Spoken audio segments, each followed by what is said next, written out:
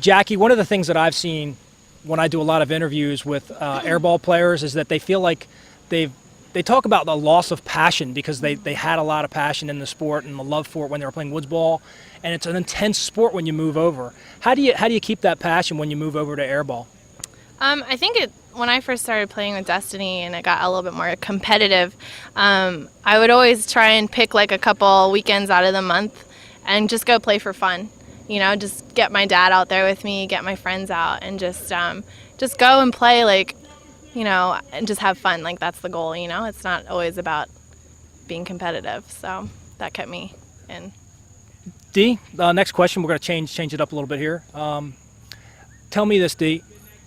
What for you made you decide to play paintball in general? I mean, you're a girl. This is a girls' team. What happened here? How did that happen? Definitely. I personally went to a private party at our home field, Xtreme Rage. Friends of ours own Budweiser. And so it was a night of fun, you know, drinking, barbecue, play a little bit of paintball. And the next day, it was a good release of energy or frustrations. Like, you could just go have fun with your friends, relax. And it was amazing. I'm a naturally competitive person anyway. So it was fun for me. Like, did you know right away that you excelled at the sport, or was it something that you had to develop a taste for? I don't think I excelled at the sport. I was just really interested in it. I didn't know paintball existed. I didn't know what it was about. I just knew at that moment in time, playing for fun was extremely satisfying for me. So I've known B since middle school, and I got in contact with her again because I'm like, how do people do this all the time? Like, this would be great for me. That segues us to our next question. My next question is going to be, how do you come up with the name Team Destiny? Tell us how this team came together, Bing. Well, Destiny Paintball actually started in 2004. And it's kind of a long story, but just to make it short, just girls got together because we wanted to have an area that, I mean, it wasn't being done that often. There was probably only 2 playing at the national level, and Destiny was one of them at the time. Now, would this be all girls playing all girls, or is this girls playing guys as well? No, how does this work? We wanted to try to encourage women to play together as a team and just go play in a tournament where you play against guys. So we just kind of wanted to do something a little bit different. So how does that start? How does a team decide where they want to play? You want to take that one? Well, I think for teams that are just trying to get into tournaments, a great way is to really do your research. Look at the tournaments that are in your area within an hour to 2 hours away from you, and see how much they cost to enter, and also the return that you can get out of them. You know, what is the prize package? And like here at OXCC, the MAPL League has a fantastic prize package, right? I think it's one of the top prize packages on the East Coast. And I think that's something to really consider as a team is because you want to go into it thinking that you're either going to gain experience and then eventually start to win, but you want to go into it hoping to win, and you want to be able to get something out of it for your team to be able to enter more events, right? So I think that that's an important thing. Now, there's a number of leagues. I guess who wants to take this question? Why MAPL? Anybody want to answer that one? The Mid-Atlantic Paintball League? Yes, for you guys? It's for us, it's because of the people behind it. People like Rick Carver of OXCC and Josh Silverman, Larry Motes, Jennifer Silverman. These people have such a strong background in not just the paintball industry, but running paintball events. And so when we heard that these individuals were doing this event, we were totally encouraged to try to come in Maryland and get a taste of what they were doing, and also to experience the style of play of the local Maryland players as well.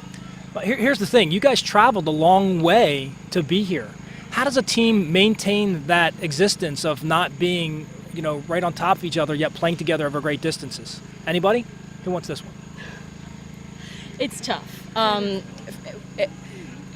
For me, it was important for me to try to find girls that play paintball, absolutely. But I also wanted to try to find the girls that were passionate about the sport. And I think we're just about there. Like with the lineup that we have, we got a pretty good solidified roster. But we also try to invite other girls that don't have a lot of females playing in their area, And sometimes it's hard for a female to approach an all-male team and say, hey guys, can I play with you? You know, because sometimes they get some resistance, unfortunately. Even we're into 2013, you know, some girls still feel a little intimidated by that. So our premise basically is first and foremost to encourage females to play, but to also allow the men to see that we can be a talented group of players, and that they should also give girls a chance to maybe play on their team too. So that's basically what it boils down to. Yeah, and just like what you said, seeing females instead of a liability, seeing them as an asset to a team. Because a lot of men just see, oh, well, they're going to be more of an expense, they're going to have their own hotel rooms, they're going to be emotional. They see all these negatives, but they don't identify the positives of a female being on the team. I noticed that you didn't say that you're going to be a liability on the field. So I'm glad to see that you absolutely have the confidence to know that you can play amongst the men. That's great. That's great to see. That was a given here. I like that. Having said that, how many of you guys feel like when you go out and play with the men, they just don't know what's coming? Tell me a story. Oh my gosh, I love going to new fields and just pretending I have never played in my life. And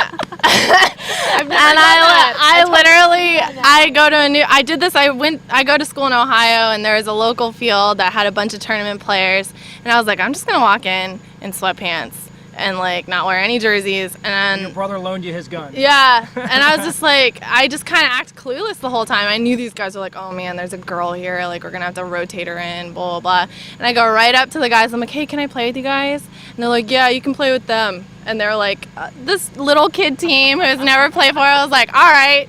So I played with those guys, and it was so much fun because they were like, by the end of it, these kids were like, thank you so much for playing with me. And then we like won like the whole day. And it was a really great time. And then you gradually see guys respecting you, like, hey, this girl's holding her own with a team who's like less experienced, and she's contributing. And so they became immediately interested in like, where do you play? Like, who do you play for? And now I play like with their factory team. So it was like, you know, you got to kind of put yourself in those uncomfortable situations where where you can kind of shine, you know, and then people want to get to know you. Dee, Michaela, anybody here want to tell us a story about, have you played in any sort of insurmountable odd situation where you survived? And you guys play woods ball as well, right? Honestly, no, I haven't played woods ball. Go ahead. I haven't played woods ball since the first time I started playing paintball. I had my buddy, he just wanted me to go with him to a tournament, so I went and watched him play. I'd never seen paintball before, so I got a gun that Christmas from my uncle, and me and my buddy we built this huge field in the woods in my neighborhood and played out there for like 2 months straight, like every other day. And then we went to the paintball field like 5 minutes down the road, and from then on I played speedball. Like, I want to play woods ball. I want to go to a scenario or something. I never have played in a scenario event. October here. Yeah. Dee, tell us a story. Have you played any 1-on-5s, 1-on-7s, 2-on-10s, anything like that? Actually, quite a few times, because I'm fairly new to the sport. Out of our team, I'm definitely the rookie, I would say. Yeah, I tried to pick it up right away. I've done woods ball, and I wear a beanie, I put my goggles on, I put the camo on, we're out in the woods, we are sent to attack the fort. So, of course, you know, I'm no fear. Like, let's go, in there. I took like probably 8 people with me, and I was battling against 5 other people, and they just couldn't find where I had bunkered down at. And finally they were yelling. I was yelling for a teammate to come help me, and they're like, oh my God, it's a girl. You know, here's and you've probably, if you're familiar with my channel, you've probably heard me say many times that you know, no one can outrun a paintball. Male, female, young, old, skinny, fat, tall, short, doesn't matter who you are, no one can outrun a paintball. This is a woman's team, but they play amongst the men, and that is proof in that statement over and over again. Ladies, I'd like to thank you for your time. I'm going to obviously get a few pickups with you for little quick tips and other such videos that we've got going on. But in terms of this video, I want to thank you very much for your time in this interview. Thank you. Thank you very much.